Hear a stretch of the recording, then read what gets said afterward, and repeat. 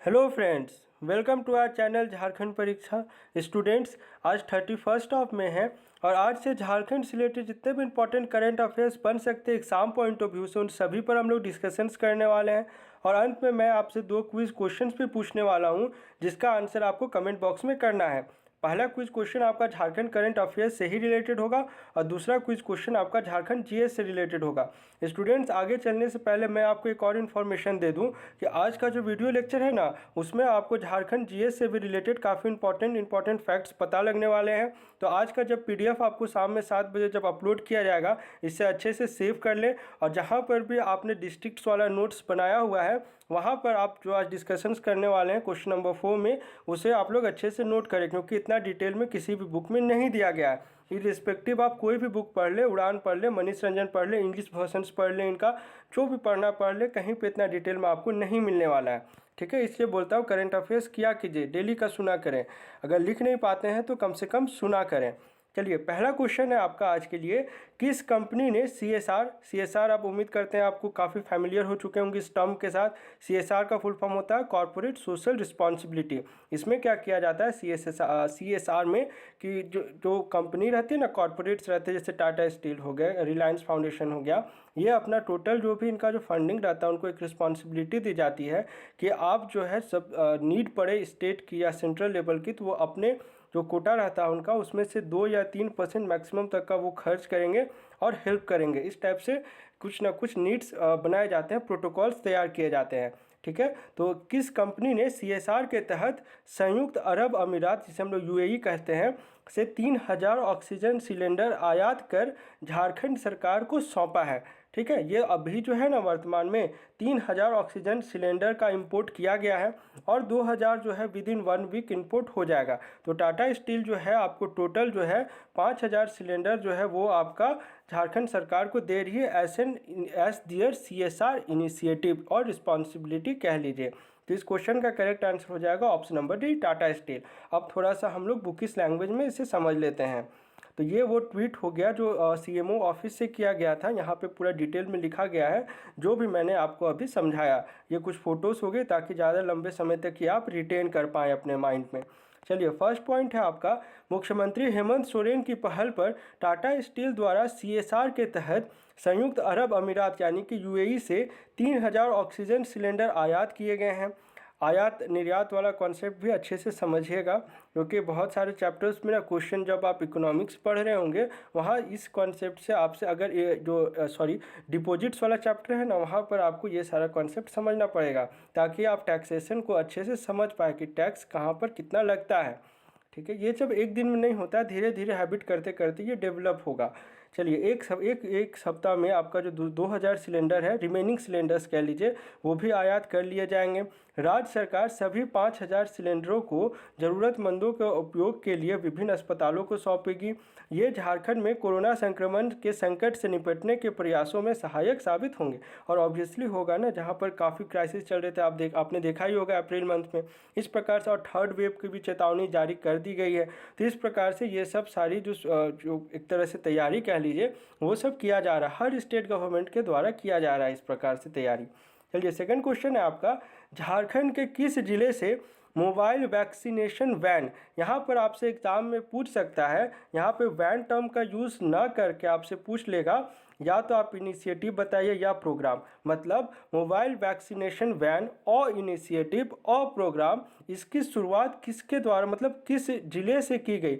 मैंने आपको समझाया है ना पहले कि किसी भी बहुत बड़े बड़े योजना को लॉन्च करने से पहले वो सफल हो पाएगा कि नहीं, इसे पता करने के लिए एक ट्रायल चलाया जाता है, जिसे हम लोग, और उस ट्रायल को जहाँ पर इम्प्लीमेंट किया जाता है, उस जिला को हम लोग कहते हैं आपका पायलट जिला, या उस जगह को कहा जाता है, उस प्रोजेक्ट को कहा जाता है आपका पायलट प्रोजेक्ट। तो ये जो आपका कॉन्सेप्ट है ना मोबाइल वैक्सीनेशन वैन का, इसकी शुरुआत की गई है रांची जिला से। और जब ये धीरे धीरे अगर इसका आउटकम बहुत अच्छा मिलता है, तो इसे बाकी रेस्ट ऑफ द डिस्ट्रिक्ट्स में भी अप्लाई कर दिया जाएगा। देखिए, एक चूँकि यहाँ पे पायलट वाला आया है ना कॉन्सेप्ट, एक चीज़ और मैं आपको बता देता हूँ।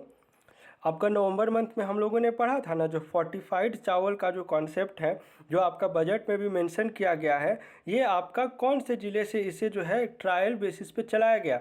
ठीक है, शुरुआत की गई है, तो ये आपका आंसर हो जाएगा पूर्वी सिंहभूम।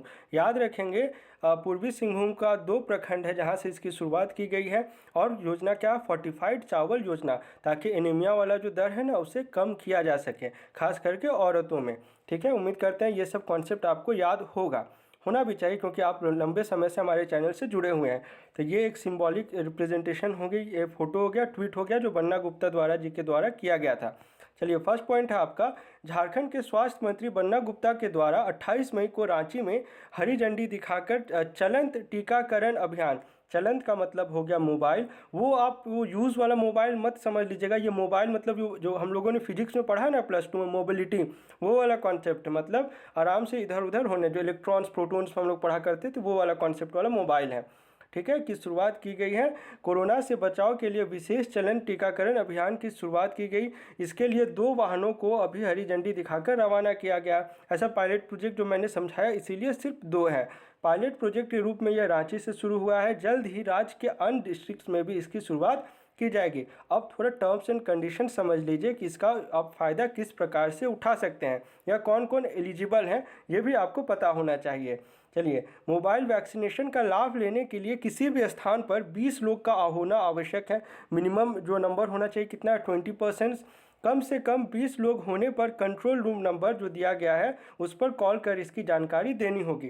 देखिए, ये नंबर उतना अभी चूंकि हम लोग पढ़ रहे हैं डिटेल में, इसलिए है, एग्जाम में आपको ये नंबर याद थोड़ी ना आएगा, लेकिन अगर आप मेंस में आंसर फ्रेम कर रहे होंगे, अगर क्वेश्चन आता है कि क्या क्या इनिशिएटिव लिया गया था आप गवर्नमेंट के द्वारा कोरोना के समय में, कोरोना को टैकल करने के लिए, आप जब इसे मेंशन करेंगे तो आप लिख सकते हैं ना, एक टोल फ्री नंबर भी जारी किया गया था, इसलिए मैंने ये चीज़ यहाँ पे लिख दिया है। चलिए, जिसके बाद संबंधित स्थान पर पहुंचकर वैक्सीनेशन का कार्य किया जाएगा। रांची में मोबाइल वैक्सीनेशन के माध्यम से 45 वर्ष से अधिक और 18 से 45 वर्ष आयु वर्ग के लोगों का टीकाकरण किया जाएगा, और साथ ही ऑन स्पॉट रजिस्ट्रेशन की व्यवस्था भी होगी। वाहनों से टीकाकरण के लिए 45 वर्ष से अधिक आयु के लोगों को प्राथमिकता दी जाएगी। अगर प्रायोरिटी बात, अगर कहीं पे टाई जैसा सिचुएशन आ जाता है, इन दैट केस, तो वहाँ पर आपको 45+ जो है उन्हें ज़्यादा प्रायोरिटी दी जाएगी। ठीक है, चलिए, उम्मीद करते हैं क्वेश्चन समझ आ गया होगा। थर्ड क्वेश्चन आपका, बिना किसी शर्त के यानी without any terms and conditions, applied term and conditions to be precise, Lakshya certification, ये काफ़ी इंपॉर्टेंट है, ये नया कॉन्सेप्ट भी है, एक बार हम लोगों ने पहले भी इसके बारे में पढ़ा हुआ है, अभी फिर से पढ़ रहे हैं। लक्ष्य सर्टिफिकेशन हासिल करने वाला राज्य का पहला जिला अस्पताल का क्या नाम है? इससे पहले हम लोगों ने डिस्ट्रिक्ट में इसे पढ़ा था। ठीक है, किस डिस्ट्रिक्ट को मिला था, वो रामगढ़, याद करिएगा, इससे पहले भी 3 डिस्ट्रिक्ट को मिल चुका है, यह हॉस्पिटल को दिया गया है। तो ये लक्ष्य सर्टिफिकेशन क्या होता है, इसके बारे में भी इस क्वेश्चन में थोड़ा सा जान लेंगे, क्योंकि सेंट्रल गवर्नमेंट द्वारा ये इनिशिएटिव लिया गया है जो कि स्टेट में अप्लाइड है, इसलिए आपको इसके बारे में अच्छे से पता होना चाहिए। तो इस क्वेश्चन का करेक्ट आंसर हो जाएगा ऑप्शन नंबर बी, सदर अस्पताल रांची। इस बार वर्चुअली ही इंस्पेक्शन का कार्य किया गया था। आपको भी याद होगा, आपके कॉलेजेस में अगर कभी नैक या फिर ये सभी टीम्स का जब इन्विजिलेशन होता था तो काफ़ी अच्छे से जो है अपने आप को प्रेजेंट किया जाता है ना कॉलेजेस के द्वारा। हाँ, लाइब्रेरी एसी भी नहीं, हम लोगों को कॉलेज के याद है कि एसी कभी ऐसे लाइब्रेरी का चालू नहीं करता, लेकिन नैक की टीम आने वाली थी तो 24 घंटा एसी चालू। तो इस प्रकार के कुछ होता है। ये तो वर्चुअली एग्जामिन किया गया था, इस कारण से हो गया, नहीं तो आपको भी पता है सदर अस्पताल का क्या हालत है। चलिए, कोई नहीं, हम लोग को ना फैक्ट्स पे पढ़ना है, अपना ओपिनियन फॉर्म नहीं करना है। अभी यहाँ पर इंटरव्यू में पूछेगा तब फॉर्म करिएगा। रांची सदर अस्पताल द्वारा लक्ष्य सर्टिफिकेशन हासिल करने वाला राज्य का पहला जिला अस्पताल है जिसे बिना किसी शर्त की यह उपलब्धि मिली है। यहाँ मिलने वाली सुविधाओं को लक्ष्य कार्यक्रम के तहत तय मानक के अनुरूप पाया गया है। अब यहाँ पर मैंने अलग कलर से बोल्ड इसलिए किया है इसे, ताकि आप समझ पाए कि यह लक्ष्य सर्टिफिकेशन क्या है। सुरक्षित प्रसव सुनिश्चित करने के लिए देश भर में भारत सरकार के स्वास्थ्य और परिवार कल्याण विभाग द्वारा लक्ष्य कार्यक्रम चलाया जा रहा है, जिसके तहत शिशु के जन्म के समय प्रसव कक्षों में देखभाल की गुणवत्ता बेहतर करना है, ताकि माँ एवं नवजात शिशु दोनों के ही जीवन पर कोई खतरा ना हो। लक्ष्य प्रामाणिकता के लिए 30 मार्च को भारत सरकार के 2 सदस्यीय टीम द्वारा सदर अस्पताल के लेबर रूम और मैटरनिटी ऑपरेशन थिएटर में उपलब्ध सुविधाओं का वर्चुअल असेसमेंट किया गया। में भी हो सकता है वर्चुअल असेसमेंट में अच्छे से जो है, और मुझे जहाँ तक लगता है, ये मेरा पर्सनल ओपिनियन है, प्रॉपर वे से एग्जामिन कर पाना बहुत मुश्किल होता है। फैक्ट्स को भी डिस्टॉर्ट किया जा सकता है। अगर आप वर्चुअली, आप खुद ही देखिए ना, एक normal face to face interview और वर्चुअल इंटरव्यू में बहुत ज़्यादा डिफरेंस हो जाता है। आप फेस टू फेस कोचिंग में पढ़ रहे हैं, आप एक वर्चुअली मीडियम से पढ़ रहे हैं, तो उसमें भी डिफरेंस हो जाता है। चलिए, जिसमें सदर अस्पताल की काफ़ी अच्छी तैयारी पाई गई। लेबर रूम के लिए सदर अस्पताल को 83.48% और मैटरनिटी ऑपरेशन थिएटर के लिए 85.8 अंक मिले हैं। तो ये इतना, एक आपको बस इतना याद रखना है कि सदर अस्पताल पहला हॉस्पिटल बन गया जिला अस्पताल जिसे लग सर्टिफिकेशन हासिल हुआ है। और इतने सबको याद रखने के लिए लंबे समय के लिए एक कहानी बना के मैंने आपको समझा दिया।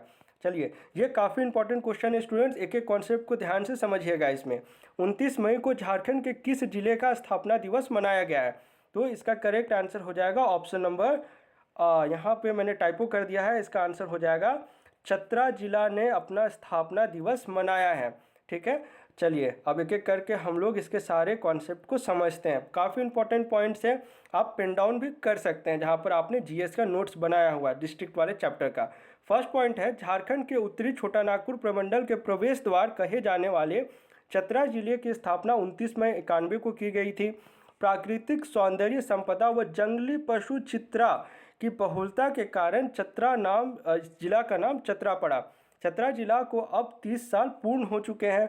चतरा जिला की स्थापना हजारीबाग से विभाजित करके किया गया था। काफ़ी इंपॉर्टेंट है। Chatra Hazaribagh history point of view से काफ़ी इंपॉर्टेंट है। अगर सीएनटी एक्ट आपने पढ़ा है तो आपने बहुत अच्छे से इसे समझा होगा, और समझना भी चाहिए, नहीं तो सीएनटी का जो बैकग्राउंड है वो सही से नहीं समझ पाएंगे। चतरा, रामगढ़, हजारीबाग, लातेहार, ये सब का बहुत बड़ा रोल रहा है उसमें। एक स्वतंत्र जिला के रूप में अस्तित्व में आने से पूर्व चतरा हजारीबाग जिला का एक अनुमंडल हुआ करता था। जिला की स्थापना चतरा के तत्कालीन विधायक महेंद्र सिंह भोक्ता के प्रयास से संयुक्त बिहार के मुख्यमंत्री लालू प्रसाद यादव ने की थी। जिला स्थापना में सबसे महत्वपूर्ण भूमिका यादव विक्रम सहदेव अंगार उर्फ सहदेव यादव ने निभाई थी। उनकी क्षेत्र में सक्रिय बढ़ता को देखकर, मतलब जो था इंक्रीमेंट जो कह लीजिए, उसको देखते हुए अक्टूबर 1992 को उनकी हत्या कर दी गई थी।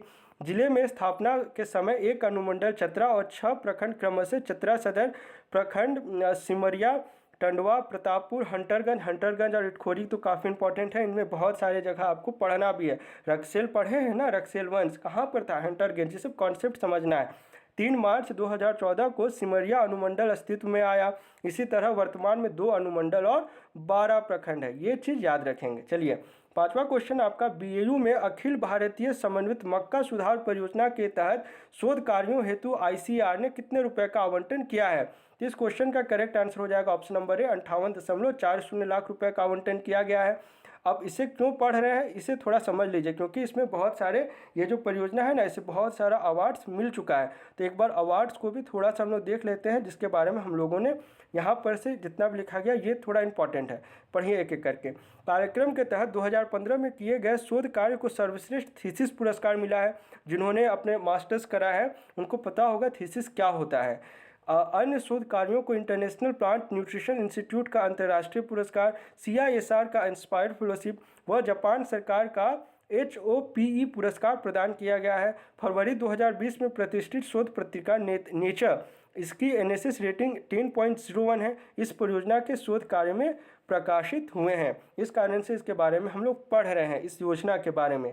चलिए, अब प्रीवियस कुछ क्वेश्चन को डिस्कस कर ले। इसमें मैक्सिमम का गलती हो गया, मैक्सिमम नहीं, कुछ का गलती हुआ है, इसलिए मैंने डिटेल में यहाँ पे आपको टैबुलेशन फॉर्म में लिख दिया। आप गलती नहीं करेंगे, योजना वाला क्वेश्चन है ना, और खास करके ये तो एकदम नहीं गलती करना। इस योजना को लेकर क्वेश्चन था आपका, सोना सोबरन धोती या लुंगी और साड़ी योजना के तहत कितने रुपए में एक धोती या एक लुंगी और साड़ी दी जाएगी? तो इसका करेक्ट आंसर हो जाएगा, पर पीस पूछा था ना, तो ₹10 इसका करेक्ट आंसर हो जाएगा। बहुत लोग 5 के साथ जा रहे थे, 5 नहीं है, पर पीस पूछा गया है क्लोथ का, वो 10 हो जाएगा। यहाँ पे मैंने बहुत अच्छे से यहाँ पे लिख दिया है। अप्रूवल डेट याद रखेंगे, 16 अक्टूबर 2020 BPL होना चाहिए। बेनिफिशियरीज अभी 57.10 है, लॉन्च बाय हेमंत सोरेन जी हैं। ट्वाइस इन अ ईयर है, PDS में मिलेगा। अप्रूवल बजट 200 है, ₹10 पर पीस, और लॉन्च डेट है आपका 1 अप्रैल 2021। ठीक है, चलिए एशिया का सबसे बड़ा लोहा का खान कहाँ है? झारखंड में। नोवामुंडी आंसर होगा। जादू घोड़ा के साथ कैसे चले गए बहुत लोग? जादू घोड़ा तो आपका यूरेनियम के लिए ना है। टेलिंग पॉइंट इतना बार तो पढ़ाया हुआ हूँ, ऑस्कर के लिए नॉमिनेट होने वाला शॉर्ट फिल्म। कौन है डायरेक्टर? सौरभ विष्णु। ये सब चीज़ ना कॉन्सेप्ट आप सुना करिए, चैनल के साथ जुड़ा करिए, तब ये सब गलतियाँ नहीं होगी। चलिए आज के लिए आपका क्विज क्वेश्चन है, इंपॉर्टेंट क्वेश्चन है, क्वेश्चन ध्यान से समझिएगा। नई खेल नीति 2020 के अनुसार ओलंपिक में गोल्ड मेडल जीतने वाले खिलाड़ी के कोच को कितने रुपए देने का प्रावधान किया गया? खिलाड़ी नहीं, कोच पूछ रहा हूँ। आपके ऑप्शन से 2 करोड़ 75 लाख, 10 लाख या फिर 25 लाख। चलिए 12वां क्वेश्चन है जीएस वाला। झारखंड में रोलेक्ट एक्ट 1919 के विरोध का नेतृत्व किसने किया था? चलिए भागवत पांडे, रामदीन पांडे, बारेश्वर सहाय, गुलाब तिवारी या फिर ए और बी दोनों, सी और डी दोनों या फिर उपयुक्त सभी। एक बार ये 4 ऑप्शन आप देख ले, भागवत पांडे, रामदीन पांडे, बारेश्वर सहाय या फिर ऑप्शन नंबर डी गुलाब तिवारी। अपने आंसर को हमें कमेंट बॉक्स में करें। चलिए मिलते हैं झारखंड के अगले वीडियो लेक्चर में। Thanks for watching this video.